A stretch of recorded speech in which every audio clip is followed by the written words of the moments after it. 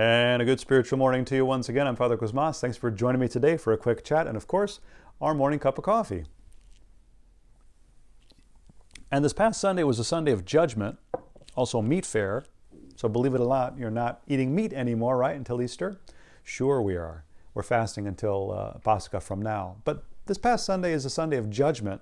And so we hear this very powerful gospel reading, which talks to us basically about the idea of being charitable, being loving, right? Because it's Christ speaking, separating the sheep from the goats in the last judgment. And to those that he is welcoming into his kingdom, he says, I was hungry and you gave me food. I was naked and you clothed me. I was sick, I was in prison and you visited me. All of these things that we're talking about, works of mercy, works of charity. And notice that that by itself is the criteria that he gives for salvation.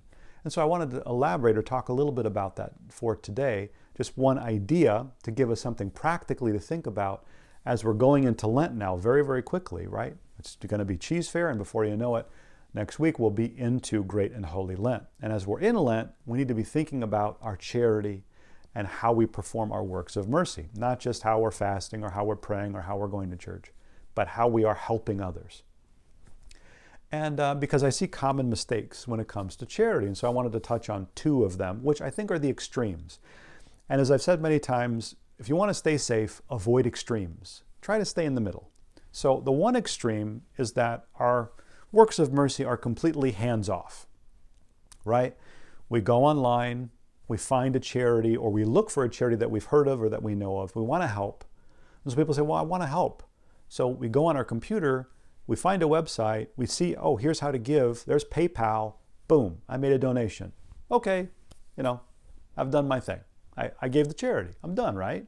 Now, you did, and it's a great thing that you did do that. That's very, very nice. However, how much are you really benefiting from that?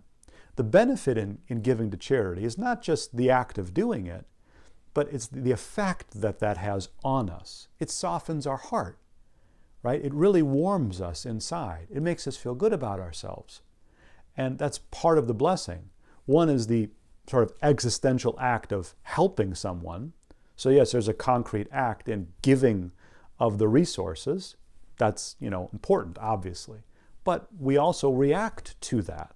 We also have a perception of that, and it affects us spiritually.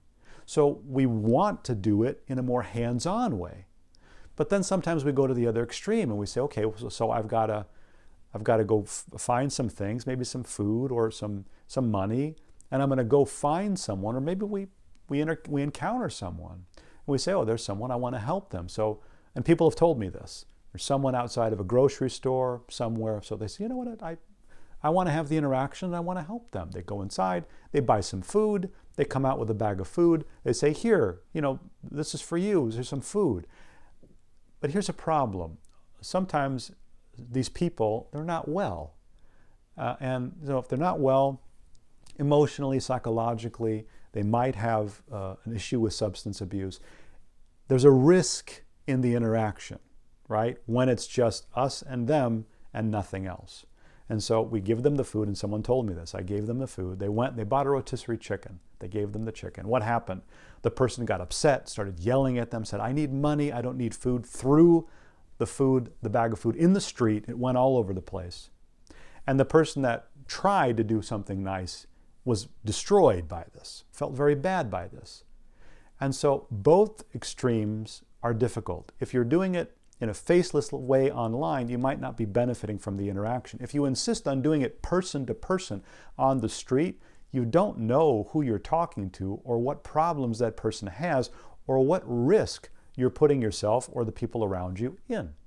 So the best way to do it, to find a balance of that in a healthy way, is to find an organization, right, that you can go to within some set of framework and guidelines and physically volunteer.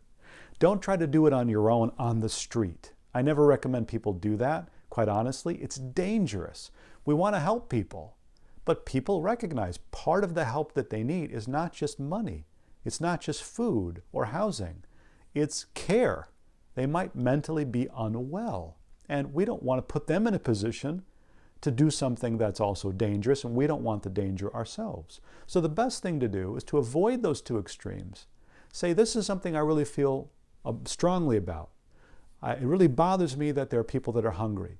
Find a local mission, a local soup kitchen, a local food pantry. Go there and say, you know what? I want to volunteer. I want to help. How can I help? What do you need? Maybe just call and say, hey, and they might say, oh, we do need help. This is what we need. You want to come down here and do something? This is what we need. We've got shifts. You can volunteer, right? There's a staff. There's a facility. The people that are coming there are well known. There's other people around you. There's a whole process where maybe you can help cook the food. Maybe you can help serve the food, package the food, do all sorts of different things in a much more safe environment. But you're still hands-on. You're still interacting with people.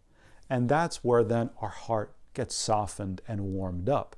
Now, I'm not saying that if you encounter someone and you can help them, don't help them. Of course, if you can, consider it. I'm not saying that if you want to go online and make a donation, you shouldn't. You should. What I'm saying is don't let that be the only way that you're doing your charity. Think about a balanced approach and a balanced way that will be hands-on, that will help warm your heart, but will also be safe and not put you or others in jeopardy of getting into a confrontation or a bad situation where safety is at risk and people might get hurt. And we want to perform those works of mercy. We want to do them all the time. But in Lent, we have the next 6 weeks or so to really zero in and say, maybe I can go once every other week, or maybe even once a week for half an hour even. What a huge blessing that would be. And what an impact and difference it'll make for me and my spiritual life, not only in Lent, but each and every day. Amen.